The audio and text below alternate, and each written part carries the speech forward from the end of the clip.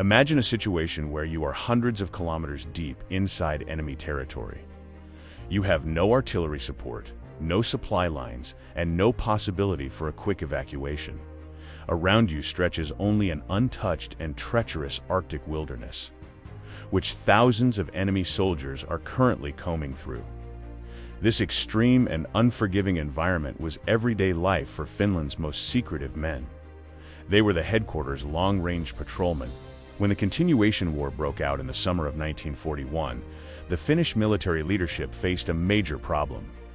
The wilderness expanding to the east was so vast that traditional frontline reconnaissance was not enough to provide a clear picture of enemy movements. There was a critical need to establish a completely new type of special force. From this urgent need, the separate Battalion 4 was officially formed, reporting directly to the High Command. The long-range patrols did not recruit ordinary soldiers. Men were required to have exceptional qualities. They had to be mentally unbreakable and in peak physical condition. A large number of the volunteers were experienced border guards, athletes, navigators, and woodsmen who were used to living at the mercy of nature. They had to be able to navigate using only a map and compass through hundreds of square kilometers of unfamiliar and dense forests. The separate Battalion 4 was divided into 4 separate detachments, named after their commanders, operating across different sectors of the vast front. Detachment Viinainen operated on the isthmus, Detachment Kuzmanen in Ladoga, Karelia, Detachment Martina in East Karelia, and Detachment Patsalo far north in Lapland and Pachamo. Each unit had its own unique characteristics, but all were united by the goal of paralyzing the enemy's rear. A patrolman's equipment had to be as light as possible, yet extremely effective. The most important weapon was the domestic Suomi submachine gun, which was reliable even in freezing temperatures and provided massive firepower at short ranges. They also carried large amounts of explosives to destroy railways and bridges. A backpack's weight could exceed 40 kilograms at the start of a mission, as all food and ammo had to be carried on their own backs. Communicating with headquarters from hundreds of kilometers away was a major technical challenge. The solution was a Finnish invention called the Quanel radio. It was a small battery-powered radio transmitter that fit easily into a commando's backpack. The genius of the device lay in the fact that it only sent short encrypted Morse code signals at prearranged times. This made it very difficult for enemy direction finders to pinpoint the patrol. Advancing through enemy territory required absolute silence and hiding all tracks. In winter, patrols moved on skis, and breaking a trail through deep snow was physically exhausting work where the lead man was constantly rotated. In summer, they moved on foot or in canoes along waterways. The commandos avoided roads and paths, as they were almost always guarded. Every campsite was carefully chosen so that it was easy to escape if ambushed. At the beginning of 1942, Finnish intelligence received highly valuable data from the east. The Soviet Union had built a massive and secret supply base in the village of Petrovsky, located about 60 kilometers behind the front lines. This base was a critical hub used to supply large enemy forces. Headquarters decided that the target must be destroyed at all costs, and the mission was given to an assault group led by Captain Ilmari Hunkanen. For the Petrovsky Yam operation, an exceptionally large detachment was assembled, consisting of 100 selected long-range patrolmen. The best commandos from several subunits were included, as the mission required massive firepower and rapid action. The detachment was divided into smaller assault teams, each with its own precisely defined target building in the village. The men knew this was the largest and most dangerous raid yet. At the start of February 1942, the temperature dropped close to -30 degrees. Detachment Hunkanen set off under the cover of night, skiing silently through thick forests and deep snow. The journey lasted several days, and the men had to sleep in snow pits without campfires, so that smoke or light would not reveal them to the enemy. The cold and physical strain tested the limits of their endurance, but strict discipline kept them moving. On the evening of February 11th, the detachment finally reached the outskirts of Petrovsky Yam. The village was located on a gentle slope and consisted of dozens of barracks, warehouses, and residential buildings. The commandos took up positions in the surrounding forest and observed the movements of the enemy guards. Everything was ready. The hour of 1 in the morning was chosen for the attack, when most of the garrison would be asleep. The clock struck 1 in the morning, and the silence was broken by a red light signal given by Captain Honkanen. The commandos rushed from the cover of the forest into the village simultaneously from all directions. The guards were completely surprised, and the first of them were neutralized before they could raise their weapons. The assault teams advanced to their assigned buildings, throwing in hand grenades and Molotov cocktails. The clock struck 1 in the morning, and the silence was broken by a red light signal given by Captain Honkanen. The commandos rushed from the cover of the forest into the village simultaneously from all directions. The guards were completely surprised, and the first of them were neutralized before they could raise their weapons. The assault teams advanced to their assigned buildings, throwing in hand grenades and Molotov cocktails. The incendiary bottles and grenades caused devastating damage to the wooden barracks. In an instant, dozens of buildings were engulfed in raging flames, illuminating the entire combat area. Soviet soldiers rushed out of the burning buildings straight into the crossfire of the Finnish commandos. The flames spread rapidly to the vehicle depot, where dozens of trucks and gasoline tanks began to explode in a chain reaction, increasing the chaos. Amidst the chaos and darkness, tragedies also occurred. One of the Finnish targets was later revealed to be a Red Army field hospital. Because the commandos were fired upon from the building, the Finns returned fire and threw explosives inside, resulting in the deaths of several wounded soldiers and medical staff in the fire. This incident caused great political controversy after the war, even though it was an accident caused by the chaos. Once all primary targets were destroyed, Captain Honkanen blew his whistle to signal the retreat. The commandos had to leave the area immediately, as it was only a matter of time before enemy reinforcements arrived. The detachment gathered at a prearranged assembly point in the forest. The march back to their own lines began immediately, but this time, the commandos also had to carry their own wounded men through the snow. The Soviet Union reacted furiously to the raid. They sent hundreds of fresh ski troops in dog patrols after the Finns. A grueling pursuit began through the Arctic forest. The Finnish long-range patrol had to ski on the verge of exhaustion for days without rest. The rearguard constantly set traps and booby traps along the ski trail to slow down the enemy's advance. In several small skirmishes, the pursuers were successfully beaten back. Finally, after several agonizing days and nearly 100 kilometers of skiing, Detachment Honkanen reached the front lines of the Finnish army.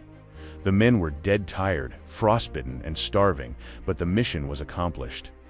In the raid on Petrovsky Yam, over 60 buildings, 50 trucks, and vast amounts of material had been destroyed. The Finns' own losses were exceptionally small, with only 5 men killed in action. The effects of the destruction of Petrovsky Yam were heavy for the Red Army. It paralyzed the Soviet supply system along this entire front sector for several weeks and prevented planned offensive operations. In addition, it forced the enemy to divert significant numbers of combat troops away from the front line just to protect rear facilities and villages. The raid proved that Finnish guerrilla tactics were of world-class standard. The success of the operation was recognized at the highest level. Captain Ilmari Honkanen was later awarded the Mannerheim Cross, Finland's most prestigious military decoration, for his merits. The raid on Petrovsky Yam became a textbook example in long-range patrol history of a perfectly planned and executed special forces operation. But the war continued, and the next major target was even more vital: the Murmansk Railway. The Murmansk Railway was a vital supply route for the Soviet Union, used to transport military material provided by the Western Allies from the port of Murmansk directly to the battles of the Eastern Front. The importance of the railway grew as the war progressed, and the Finnish headquarters understood that severing this connection could decide the fate of the entire Northern Front. The mission was given to the patrols, who began a relentless railway war.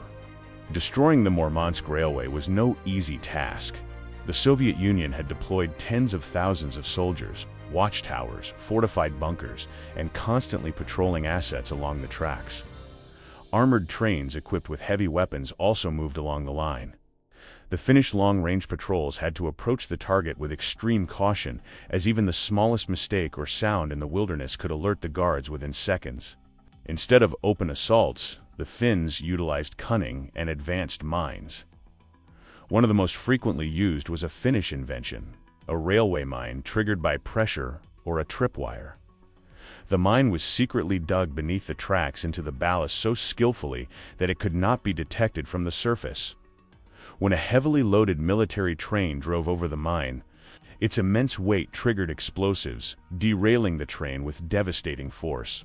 In the autumn of 1941, a Finnish long-range patrol succeeded for the first time in causing significant damage to the railway. Men from Detachment Martina skied and walked for weeks through rainy terrain to reach their objective. They managed to plant the mines and blow up a large supply train heading south. This success proved to headquarters that it was possible to severely disrupt the line despite the enemy's tight security and guarding. In 1942, the operations of the long-range patrols expanded even further. One of the most significant and carefully planned missions targeted the Majaja area, home to an important railway junction and an enemy depot. The goal was not merely to sever the tracks, but to destroy an entire trainload of military material and capture valuable prisoners for intelligence. Experienced commandos who knew the local terrain were selected for the task. The detachment advanced to the target under the cover of a summer night, using swamps and thick spruce forests for concealment. They managed to avoid Soviet patrols and took up positions in the immediate vicinity of the tracks. The air was thick with mosquitoes, and the men had to remain completely motionless for hours, waiting for the right moment. The tension mounted as the heavy chugging of an approaching steam engine echoed from afar. When the train reached the section mined by the Finns, a massive explosion tore open the locomotive. The engine derailed, dragging several cars packed with ammunition and fuel with it.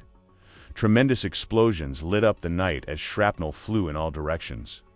The Finnish commandos immediately opened fire with submachine guns on the surviving Soviet soldiers, preventing them from organizing an effective defense along the railway.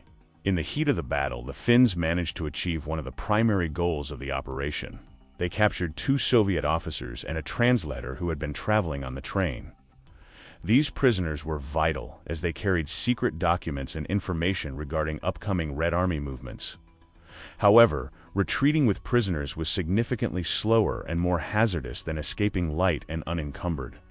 The enemy reacted swiftly to the Majaja raid and sent a large number of troops to block the commandos' escape routes. A pursuit lasting several days began, forcing the Finns to traverse difficult swamps while dragging reluctant prisoners along. The commandos repeatedly engaged in firefights with enemy vanguard units. But due to precise tactics and sheer persistence, they managed to hold their ground and keep moving forward. Ultimately, the exhausted commandos reached the safety of friendly lines, bringing the valuable prisoners and documents with them.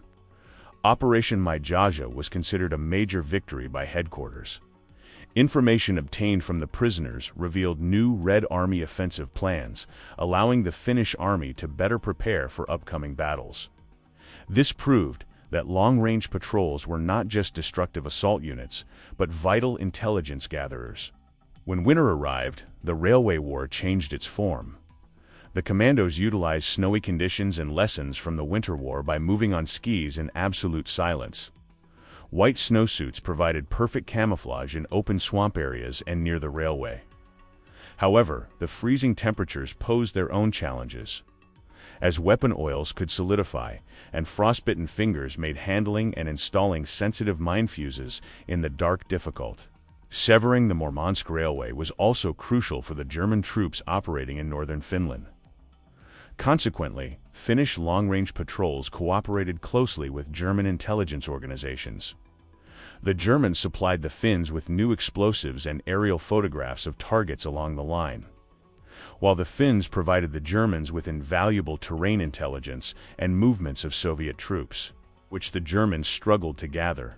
Since journeys to the Murmansk railway were often hundreds of kilometers long, headquarters began utilizing aircraft to support long-range patrols.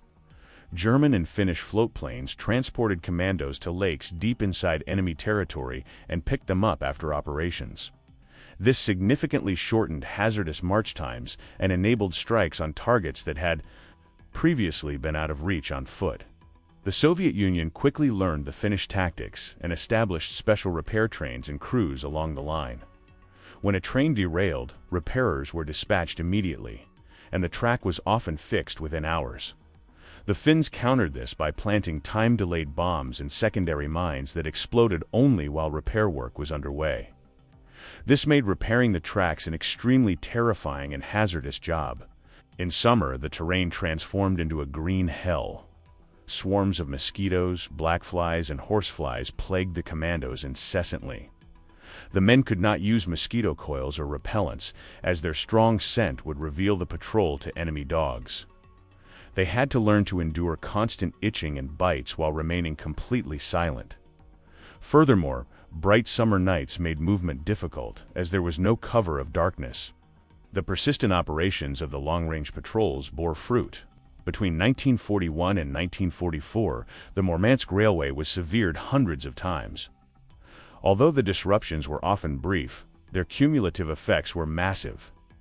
Thousands of tons of military hardware, such as tanks, ammunition, and rations, were delayed on their way to critical front sectors. This directly eased the pressure on Finnish and German soldiers fighting on the front lines. The Red Army Command grew frustrated with the destruction caused by long-range patrols and tightened security measures further. Forests along the tracks were cleared hundreds of meters wide to prevent commandos from approaching undetected. Additionally, their own minefields and tripwire alarms were installed along the line.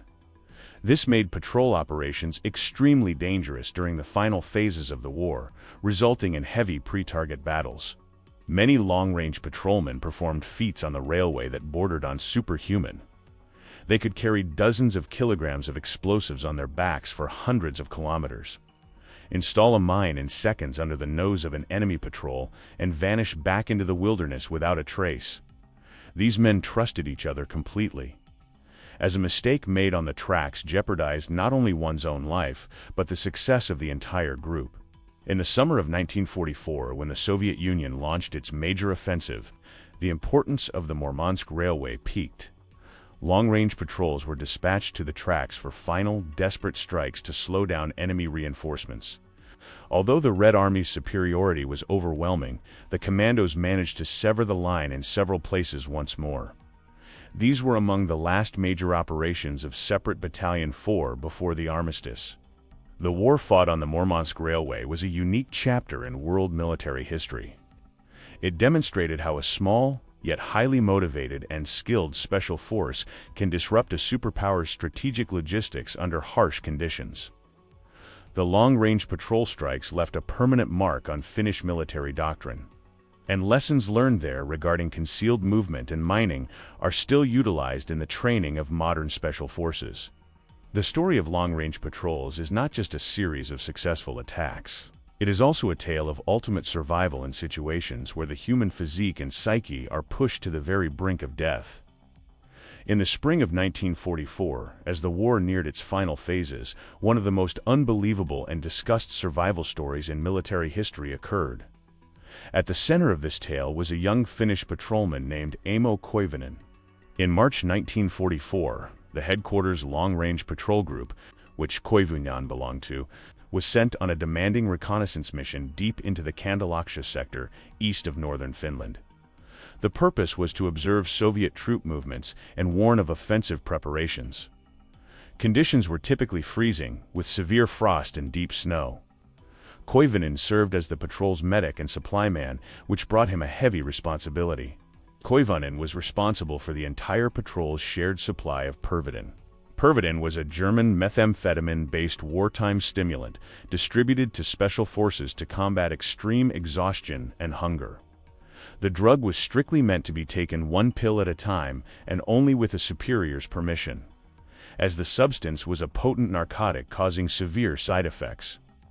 Koivunen carried the bottle safely in his breast pocket. In the middle of a routine advance, the patrol fell into a sudden and violent ambush by a Red Army ski unit. A chaotic firefight ensued, and the Finns realized they were heavily outnumbered. The group was forced to scatter and begin an immediate retreat on skis through deep snow, with enemy bullets whizzing around them. Koivunen skied along with the group, doing everything he could to keep up with the others despite his heavy gear. After hours of frantic skiing to escape, Koivunen was completely at the limit of his physical endurance. The enemy patrol was still close behind, and there was no option to stop. His legs felt like lead, and his vision began to blur from fatigue. In desperation, he remembered the bottle of pervitin in his pocket. His intention was to take just a single pill to secure the necessary energy boost to continue his escape, with thick mittens on his hands and shaking fingers. Koivunen tried to shake a single small pill from the bottle while skiing. In the darkness and panic, the bottle slipped, and all 30 pills inside poured straight into his palm. As the enemy closed in, he made a sudden and fateful decision in an instant. He swallowed the entire amount at once, which amounted to many times the lethal dose. The massive overdose of methamphetamine hit Koivunen's system with brutal force in an instant. Initially, he received a tremendous superhuman surge of energy. He skied at an unbelievable speed, escaping both the enemy and his own patrol, vanishing alone into the dark forest. Soon, however, the potency of the drug completely altered his consciousness. He lost his grip on reality and eventually collapsed into the snow, losing consciousness. When Koivunen finally woke up, the drug's effects persisted as intense hallucinations. He was completely alone in the middle of the wilderness, without food, without his weapon which he had lost, and relying solely on his skis. He had no idea where he was, or how many days had passed. His heart was beating dangerously fast, and he was surrounded by constant, terrifying visions of non-existent enemies and wild beasts. The most unbelievable delusionary journey in history began. Koivunen skied completely automatically and without a conscious destination for hundreds of kilometers. Through the cold wilderness of Lapland, he believed he was fighting enemies, though around him was only empty forest. His body consumed massive amounts of energy, but the pervitin eliminated the sensation of hunger and fatigue. He consumed only pine buds and snow to stay alive. At one point in his journey, Koivunen managed to catch a Siberian jay that had landed near him. Since he had no fire or utensils, he ate the bird completely raw using his commando knife. This meager nourishment provided his emaciated body with a small amount of vital protein. Yet the delusions persisted, and he constantly dreamed of warm homes and dining tables while mechanically skiing forward through the freezing cold. Koivunen's journey took an even more tragic turn when he arrived at a campsite abandoned by German troops. He failed to notice the traps hidden beneath the snow and stepped directly onto a German landmine. The explosion severely tore apart his foot and threw him aside. Wounded and unable to walk, he managed to crawl into the ruins of an abandoned barracks for shelter, believing this would be the final endpoint of his journey. Olitistexti. Koivunen lay on the floor of the barracks for nearly a week without heat or medical care, covered only by piles of snow and his skis. His wounded leg began to develop gangrene in the cold, and death seemed inevitable. Yet his incredible will to live kept him conscious. He consumed snow to keep dehydration at bay and waited to see if a miracle would happen or if the freezing cold would take him away from this world for good. Finally, a miracle happened. A Finnish reconnaissance plane flying over the area spotted a small sign of movement in the ruins of the barracks. A German rescue party was dispatched to the location and discovered the emaciated and half-dead Finnish soldier. However, the area was so heavily mined that the rescuers first had to clear a path to reach Koivunen. He was carefully lifted onto a stretcher and rushed to a field hospital. When Koivunen reached the hospital, doctors were utterly shocked by his condition. He had skied over 400 kilometers in a state of delusion over the course of 2 weeks. His weight had dropped to just 43 kilograms, and his heart rate was still an unbelievable 200 beats per minute due to the residual effects of the pervitin. Doctors had never seen anyone survive such an immense amount of drugs and cold. Although part of Koivunen's leg had to be amputated due to mine injuries and frostbite, he recovered incredibly fast. His internal organs sustained no permanent damage from the mammoth overdose. After the war, he returned to civilian life, started a family, and lived a peaceful life until 1989, passing away at the age of 80. His story became a living legend among military historians and survival experts worldwide. When the armistice between Finland and the Soviet Union was signed in September 1944, Separate Battalion 4 was officially disbanded. The dangerous missions of the patrols were over, but the torment of the men did not end there. In post-war Finland, the political climate shifted rapidly with the arrival of the Soviet-led Allied Control Commission in Helsinki. Many patrolmen found themselves at risk of being extradited due to their actions. When we look back at the history of the headquarters long-range patrols, a story of almost superhuman endurance unfolds before us. The men of the Separate Battalion 4 achieved results that no other army in the world thought possible. They turned the freezing and unforgiving northern wilderness to their own advantage. The commandos did not just survive in the Arctic conditions. They mastered them completely, always striking from where the enemy least expected. The significance of the long-range patrolmen to Finland's independence was immeasurable. By tying down tens of thousands of enemy soldiers to guard the rear and destroying vital supply lines, they directly eased the heavy burden on the front lines. Thanks to them, thousands of Finnish soldiers were saved from certain death. They were the silent guardians of the eastern wilderness, whose mere existence instilled constant fear and uncertainty in the enemy. After the war, the fate of these men was harsh. As the political climate forced their heroic deeds to be silenced for decades, and many had to flee abroad. Their names and achievements were erased from official documents, but they could not be wiped from the pages of history. Today, the memory of the long-range patrols has been restored to its rightful honor. They represent the resilience, sisu, and ingenuity of the Finnish soldier at its purest. The tactics, guerrilla warfare methods, and covert communication lessons developed by the long-range patrols live on strongly today. They form the foundation for the current elite units of the Finnish Defense Forces, such as the Special Jaegers of the Ahti Jaeger Regiment. Despite modern technology, a soldier's mental toughness and ability to operate at the mercy of nature remain decisive factors. The commandos of past generations laid the groundwork. This video is a tribute to the headquarters long-range patrolmen, the kings of the wilderness, who gave everything for their homeland. Their story reminds us that no obstacle is too great to overcome when the will is unbreakable.